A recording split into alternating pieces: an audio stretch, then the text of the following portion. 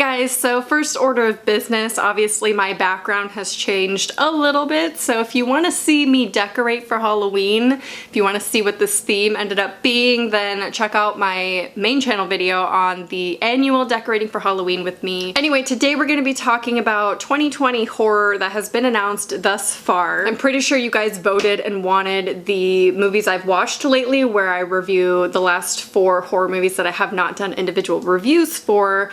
But I don't have that video ready yet. This one's ready, so we're doing this one first. Hope that's okay. So obviously everything in this video is subject to change, especially the release dates. This is all very premature information as of today when I'm filming this on September 21st. I will be doing another version of this video of my most anticipated horror movies of 2020, probably in late December, early January, so stay tuned for that. So we have so much to cover today. This video is probably gonna be so long because there are over 20 movies that we are going to be talking about today, and I just want to make a quick comment that over half of them are reboots, remakes, sequels, or made from another piece of work, aka not original content.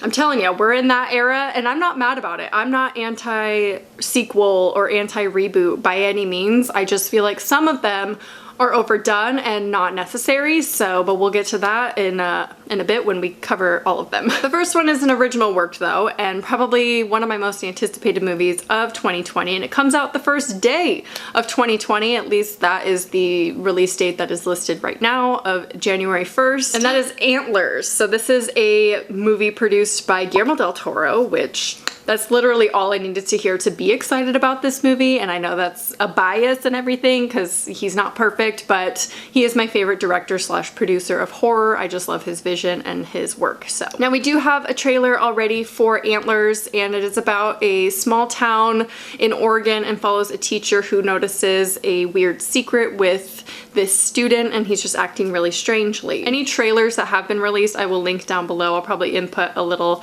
trailer footage as I talk about it. The next one is one that I had actually written down for 2019 but is said to be released also on January 1st, 2020, and that is The Pale Door. It's currently in post-production right now, and it is a Western horror about 2 brothers that are leading a gang of cowboys and must survive the night in a ghost town that is run by, or at least inhabited by, a coven of witches. So it sounds like it might be cowboys versus witches in a ghost town setting. I personally love period pieces. I love Western movies, and if you mix Western and horror, I think that's a great combo that isn't done enough, and I feel like there's a lot of potential there, so I'm excited for it. Next we have a new installment in the Grudge franchise. This, I think it's called The Grudge or just Grudge, not really sure. Comes out January 3rd as of right now. It's produced by Sam Raimi and stars Lin Shaye. So that to me is a great recipe for success because I love both of those people and what they do in the horror genre. I usually enjoy it. However, I'm not a huge fan of the Grudge movies. I just don't think they're that effective for me, nor very scary for me. However, Nicholas Pesci, wow, his name is a tongue twister, Nicholas Pesci. He's a director and co-writer of the film, and he says that this is not a remake and the Grudge franchise is more of an anthology franchise than full of sequels and remakes. So the new Grudge takes place at the exact same time as Sarah Michelle Gellar's Grudge movie happening in Japan, although this one happens in America. Same time, same timeline, just different countries, which is very confusing to me because I feel like that's going to take away some of the Japanese folklore aspect of the movie and the storyline. So that gets me a little bit worried, but the fact that Lin Shaye is the actor in it, I feel like that'll help carry it and make it, you know, at least enjoyable for me to watch. It'll at least be entertaining. I just don't know how scary it'll actually be because I expect he'll change a lot about it. Next, technically, we have a movie that's not really listed online as a horror right now. It's technically listed as an adventure movie, and that is Underwater. It's said to come out on January 10th. Now this is a creature feature starring Kristen Stewart, so that should be interesting. I do hope it's more of a horror aspect. When I was Googling horror movies for 2020, it did come up, but then again, some other things came up that weren't really horror related. So hopefully this is horror related because the storyline sounds like a horror movie. So it follows a research crew stationed 7 miles below the surface of the ocean, and this mysterious creature or creatures start to terrorize them. The fact that they're underwater, it's kind of a creature feature, sounds like, and it might even be supernatural, I think sounds like a recipe not for an adventure movie, more for like a thriller slash horror maybe. Next we have a movie called The Turning, which is in fact based on the classic novella The Turning of the Screw. So this is like a haunted house type story. It comes out on January 24th. It's listed as a drama thriller and also rated PG-13. A lot of times, especially supernatural movies, they don't need a higher rating. I feel like PG-13 is a very appropriate rating for really good supernatural movies, so I'm excited. It is set in Maine and stars Finn Wolfhard, so those kind of things are very Stephen King-esque to me, so I want to see if maybe it has that vibe. I doubt it. Just because it's in Maine doesn't mean it's a Stephen King movie, obviously. Next up we have a movie called Run. Again, I don't think this is a straight up horror movie. I think it's listed as a thriller. It's said to come out also on January 24th, but it is by Lionsgate and stars Sarah Paulson, so I feel like that is a great combination and makes me excited for it. It's about a homeschooled teen that begins to suspect her mother is keeping a dark secret from her, so that's pretty much all we know about the movie as of right now until a trailer is released. Next up we have a movie that I think is getting a little bit of hype because the trailer has been released and has been showing in theaters prior to most horror movie releases, and that is Gretel and Hansel. It's supposed to be coming out in theaters January 31st and is directed by Oz Perkins, who has also directed The Black Coat's Daughter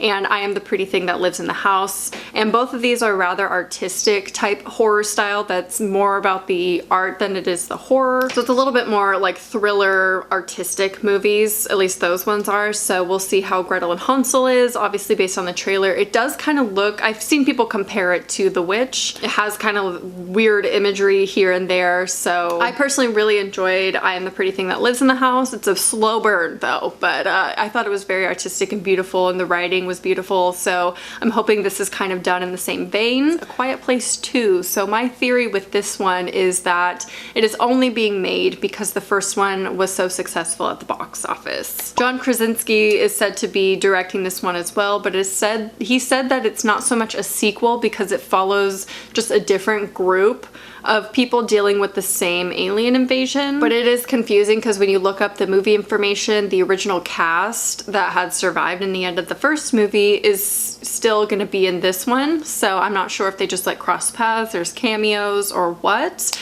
but it is gonna follow a new group of people. So I imagine it'll take place immediately after the first movie. So to me, that's a sequel. Scott Beck and Brian Woods, who helped write the first A Quiet Place, have stated that they're not directly involved in this one, in A Quiet Place 2. Scott Beck said it is almost immediate that the student announced there'd be a sequel. What our reaction was and what John's reaction was, like, I don't know if it needs a sequel. So John Krasinski even himself said they don't feel like they need a sequel, like him and the original writers of the first one, but the studios announced it because I think the first one made so much money. So I don't know how good it's going to be. I think it might be worse than the first one, and the first one already for me was just okay, so not too excited about this one. Next up we have one that is quite a controversial movie, and that is The Organ Donor, aka Saw 9. Yes, Saw is coming back to the big screen. I mean, it was only a few years ago that we got Jigsaw, which is the 8th installment of the Saw franchise and was terrible in my opinion. So this is said to come out on May 15th and Chris Rock is the executive producer. So he's a big fan of the Saw franchise obviously and probably wanted to just reprise the franchise and bring it back. Originally, back when the first like 1 or 2 Saw films were made, they had said, at least the original creators of Saw had said that there were meant to be 10 movies in total. So I do wonder if we'll reach that 10 movie mark. It's already been, what, 14 years since the first one came out. But, you know, Chris Rock is reviving the franchise, so let's see if he can revive the hype as well. Next up, we have more of a lighthearted, like horror release, thriller release, and that is Fear Street by R.L. Stine, and it is said to come out June 5th. That's the first one. We get 3 this year. So Fear Street will be 3 movies released over a period of 3 months starting in June. The story is set in the 90s and I don't feel like the release schedule, the fact that we're getting 3 should be like too surprising because they did release 22 movies over an 11-year time span. So they really like busting out the R.L. Stine movies. Next up we have The Purge 5, July 10th. That's all I'm gonna say about it. because I don't care. I'm tired, little rant here, I'm tired of the Purge movies, and I know that hurts. I just don't feel like they're horror. They shouldn't even been on this list. The idea is so good and they just never take it to where I want it to go. It is 100% an action movie.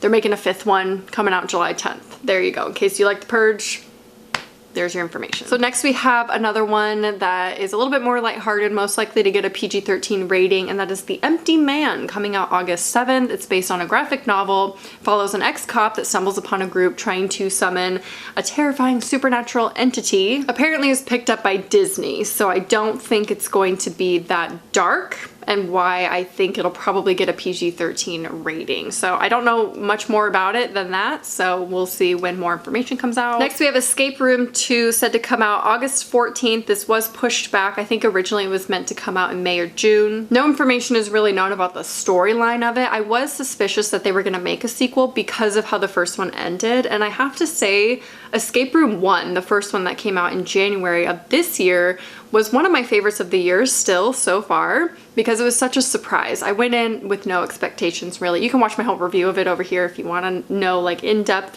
thoughts about it. I don't know, I really enjoyed it. The visuals were amazing, the CGI was great, so I'm excited for Escape Room 2. I don't know if other people are because no one really talked about the first one, but I really enjoyed it. Next we have one that I know most of you guys are gonna be excited about, and that is The Conjuring 3, coming out September 11th. Now we already have 7 films in the Conjuring universe, and it was definitely overkill about 3 movies ago, but I will admit that the Conjuring movies out of all of the franchise are the best films. James Wan will not be directing it. I think he's still producing it. It will be directed by Michael Chavez, who directed The Curse of La Llorona this year, and which is obviously a spin-off from the Conjuring franchise. It's said that the movie will be based in the 90s and center around werewolves. So we're getting another Ed and Lorraine Warren, I think, storyline. I believe I remember which one they're probably going to reference if it has to do with werewolves, which is funny because if we watched Annabelle 3, Annabelle Comes Home or whatever, I think there was a reference to it in that movie. So I think we're going to be getting a little bit more of that story with the werewolf. Next up we have Last Night in Soho, coming out September 25th, and it is a psychological horror set in London with a female lead, and I believe it's going to be Anna Taylor-Joy, who we know from Glass and Split. It's rumored to be inspired by Roman Polanski's Repulsion, which I don't know anything about, but I do know about Roman Polanski, so I'm not sure why we're going there, but we'll see. That's all the information I know about it. I don't think any of the remaining films I'm going to be talking about have release dates yet, so, but they're rumored to come out in 2020, so I'm just relaying that information to you. Next we have Terrifier 2, which is in pre-production, so I imagine if it does come out in 2020, it'll probably be a late year release. I suspect sometime in October, because it's going to be set in Halloween time again, like the first one. Now the first Terrifier did make my worst movies of 2018 list, but for the best reasons. I had the best intention of putting it in that list because I did really enjoy it. I obviously did a cosplay of Art the Clown, and I feel like he's just iconic at this point, and love him as a killer character. He's hands down the best parts of these movies, of course. So I'll obviously be watching Terrifier 2 specifically for Art the Clown and to see the gore and things, because it did actually have some decent gore. The writing and storyline, of course, I imagine is going to be a little cheesy, much like the first one. And honestly, the storyline seems very similar in plot to the first one, so I think we kind of can know what to expect going into the second one. Next, we have another reboot of Candyman. So I have not seen any of the original Candymans. I know, fake horror fan, berate me in the comments, do what you need to do. So Jordan Peele is said to be producing the reboot, and I'm not sure if it's going to be coming out in 2020, to be honest, because it seems like it's still really in the early stages. We all know that if Jordan Peele is working on a project, there will be some sort of social commentary involved, and this time he says he'll be addressing toxic fandom, which is ironic because I think, well, he's self-aware. He knows why he's tackling the idea of toxic fandom, because Candyman, of course, has its own fan base and kind of this cult following. So I wonder how he will portray toxic fandom with this reboot while still pleasing the original fan base of Candyman, if that makes sense. It does sound like Jordan Peele will be changing a lot of things about the original idea of Candyman, but Tony Todd will make an appearance in the new one. So now we have probably one of the most disappointing announcements that is kind of hard to find out about. I feel like it's random. It's random. Friday the 13th is being rebooted again. I guess LeBron James is a fan of the original franchise and wants to produce a Friday the 13th reboot. Now, there was a legal battle in regards to the original script of the Friday the 13th movie, so I'm not sure how that would affect the production of the movie. I still think it's just rumors at this point and just LeBron James expressing interest in producing a film in the Friday the 13th franchise, so I'm not sure if we will actually be seeing anything in 2020 about it. But it's yet another thing that no one asked for, but we might get. Now, the next movie, I think, is the movie on this list, this whole video. If you take anything away from it, take this movie with you and remember it and be excited about it. Nightmare Alley. Let me just name drop a couple people involved in this movie. Okay, Guillermo del Toro directing and writing, so it's all coming from his mind.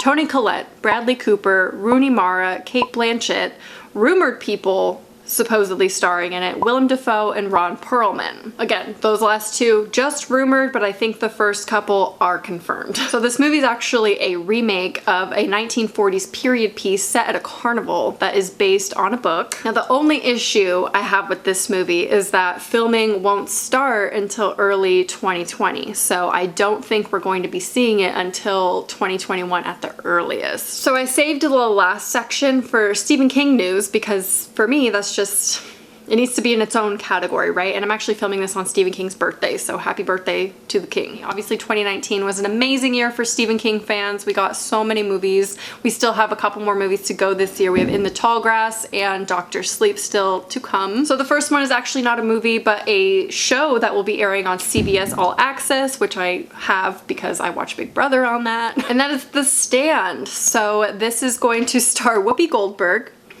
Get this. Marilyn Manson. It will also star Patrick Hockstetter from It. That's obviously not the actor's name, that's the character name. And it will also have Stephen King writing a brand new ending for the show. So I find that very intriguing. I love the story of The Stand, so I feel like it's going to be interesting. I don't feel like his stories that are translated to TV have done well at all.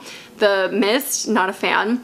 Under the Dome, not a fan. So we'll see how they do with The Stand. So another Stephen King movie supposedly coming out in 2020 is the Tommyknockers. Now, there was a rumor going around that James Wan was supposed to be directing it, and he made a statement that he is not involved in it. But it is said that Roy Lee, the producer of the first It movie, will be one of the producers on the Tommyknockers. There were a couple production companies bidding on this, including Netflix, but Universal Studios won the bidding war, so if it does come out in 2020, we're most likely to see it come into theaters and not straight to Netflix or anything. I just don't know how well it's going to do in theaters. It has to build a lot more hype. Now, not related to 2020 news at all, but we do have two other pieces of Stephen King news that I wanted to throw in while we're talking about it. My favorite book by Stephen King of all time, The Girl Who Loved Tom Gordon, is being made into a movie. Now, when I read this book back in the day and I got into high school and I was trying to figure out what I wanted to do with my life, I told myself if no one made this a movie in my lifetime, I would make it.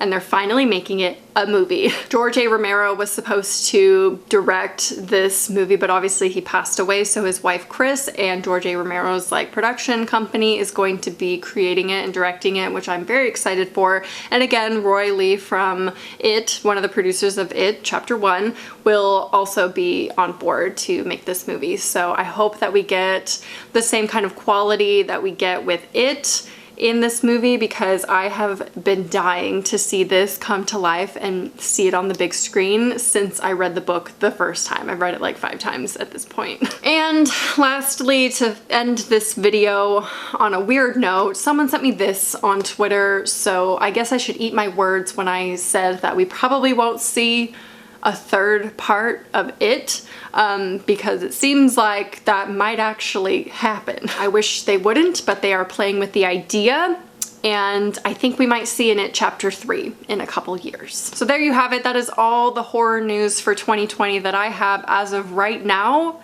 in September, late September. So we will revisit this idea when more releases are announced for 2020. I will be doing a video all about my most anticipated movies of 2020, and let me know what part of this video made you the most excited. I hope you guys enjoyed this video, and I will talk to you soon. Bye.